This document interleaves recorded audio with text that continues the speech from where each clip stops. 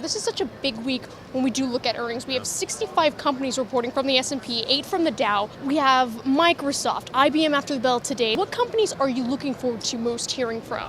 The biggest one for me this week is going to be Microsoft, primarily because they are starting to get back into the fore of being one of those technology bellwethers. Technology companies, to date, we've not had a lot report.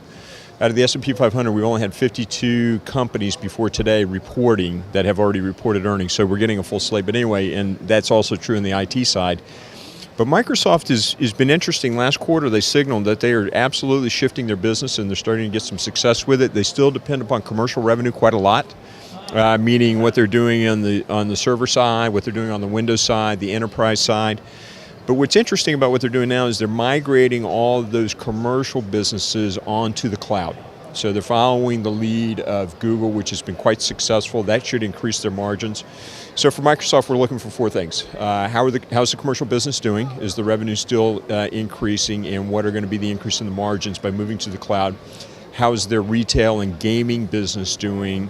Meaning, what does Xbox One look like? What is the Surface 2 doing from a sales standpoint? That gets the headlines, but that's still not the main revenue driver in the company. Number three is, how is the Nokia integration going? And number four, will they announce who the new CEO is going to be? So I think Microsoft will be the most interesting of all the earnings reports that we get. But you're absolutely right, Jessica. It's a big week for earnings. We finally got done with the bellwethers of the financials last week. So now let's get back to the real economy and see what's happening there.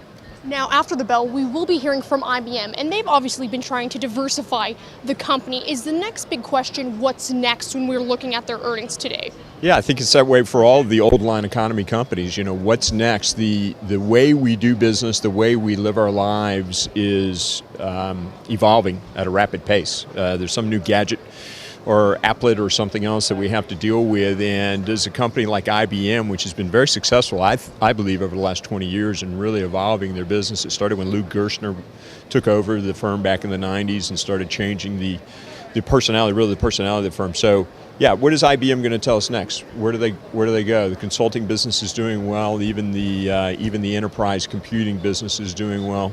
Are they going to venture into other things? When you see companies like Google, for example, which is always way ahead of the curve in their thinking, but when they start getting into things like thermostats and contact lenses for diabetics, does a firm like IBM follow the lead and start venturing out to those things? Probably not, but at least they'll probably be a little bit more creative in their thinking going forward.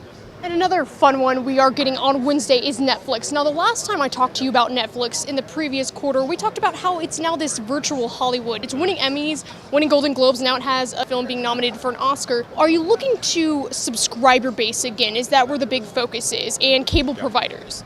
It is. So yes, while they, again, another thing that gets headlines, but it's not fundamental to the company yet. They are becoming a content provider and a production studio, but it's really about subscribers. And that's what happened to them last quarter. They surprised on the upside to the subscriber base. The real question for the fourth quarter is going to be that overall subscriber base. Are they going to surprise to the upside? Most people think they will. So I wouldn't necessarily be layering shorts into the stock right here for that upside surprise. It's probably not a good idea to trade before earnings in that stock anyway, on either side of that. But the other question underneath the subscriber base is, where are the subscribers coming from? Are they getting to a point where they're starting to get saturated in the U.S. market, and they really need to exploit the European and the Asia markets? The other thing that I want to hear from Netflix this week, though, is that a federal judge just struck down the net neutrality law.